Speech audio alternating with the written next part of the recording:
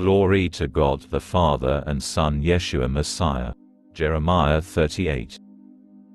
Jeremiah is imprisoned in the Mire. But Shphatyahu the son of Mattan, Gedaliah the son of Pashachur, Ukal the son of Shelemiah and Pashachur the son of Malchiah heard these words which Yirmiyahu had said to all the people. Here is what Adonai says, Whoever remains in this city will die by sword, famine and plague, but whoever leaves and surrenders to the custom will stay alive. His own life will be his only spoils of war, but he will stay alive. Adonai says that this city will certainly be handed over to the army of the king of Babel, and he will capture it.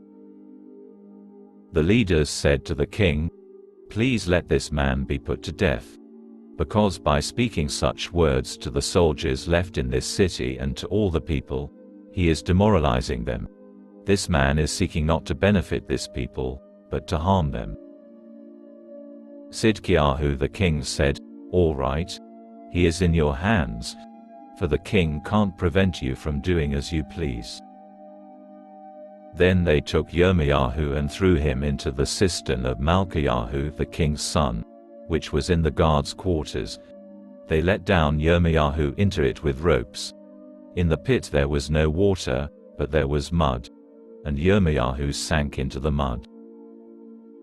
Eved-Melech the Ethiopian, an officer in the king's house, heard that they had put Yirmiyahu in the cistern, when the king was sitting at the gate leading toward Binyamin. Eved-Melech left the palace and said to the king, My lord, king, what these men have done to Yirmiyahu the prophet is evil. They have thrown him into the cistern, and he is likely to die there where he is, because of the famine, for there is no more food in the city.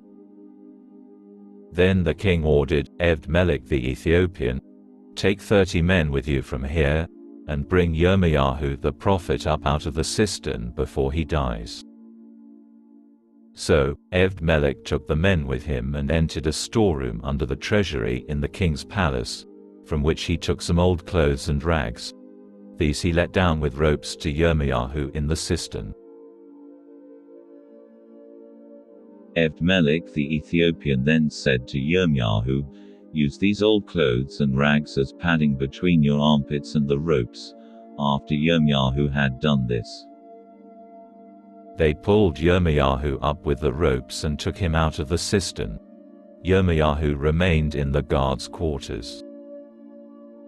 Third inquiry of Zedekiah. Sidkiyahu summoned and had Yirmiyahu brought to him through the third entry in the house of Adonai. Then the king said to Yirmiyahu, I want to ask you something. Don't hide anything from me. Yirmiyahu said to Sidkiyahu, If I do say it to you, won't you have me put to death? And if I give you counsel, you won't listen to me. So Sidkiyahu swore secretly to Yirmiyahu, As Adonai lives, who gave us our lives, I will not put you to death, nor will I hand you over to these men who want you put to death. Then Yirmiyahu said to Sidkiyahu, Here is what Adonai Svo, the God of Israel, says, If you will go out and surrender to the king of Babel's officers, then you will stay alive, this city will not be burned down, and you and your family will live. But if you will not go out to the king of Babel's officers, then this city will be handed over to the custom. They will burn it to the ground, and you will not escape from them.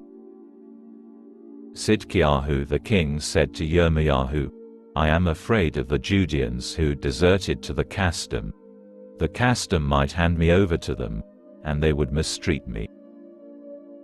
Yirmiyahu answered, They won't hand you over. I beg you, listen to the voice of Adonai concerning what I'm telling you about.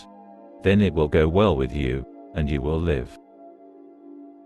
But if you refuse to surrender, then this is the word Adonai has shown me. All the women remaining in the king of Yehuda's palace will be brought out to the king of Babel's offices, and those women will taunt you. Your own close friends misled you and took advantage of you. Now that your feet are stuck in the mud, they have abandoned you. They will bring all your women and children out to the custom, and you will not escape from them. Rather, you will be captured by the king of Babel, and you will cause this city to be burned to the ground. Sidkiyahu said to Yirmiyahu, "Don't tell anyone what you just said, or you will die. If the officials hear that I have talked with you, and they come to you and say, 'Tell us now what you said to the king,' don't hide it from us, or we will put you to death, and also what the king said to you. Then tell them, 'I presented my request to the king that he would not make me return to Yonatan's house, to die there.'" All the officials did come to Yirmiyahu and asked him, and he told them everything the king had ordered him to say. So they stopped speaking with him, since the matter had not been reported. Yirmiyahu remained in the guards' quarters until the day Yerushalayim was captured. He was there when Yerushalayim was captured.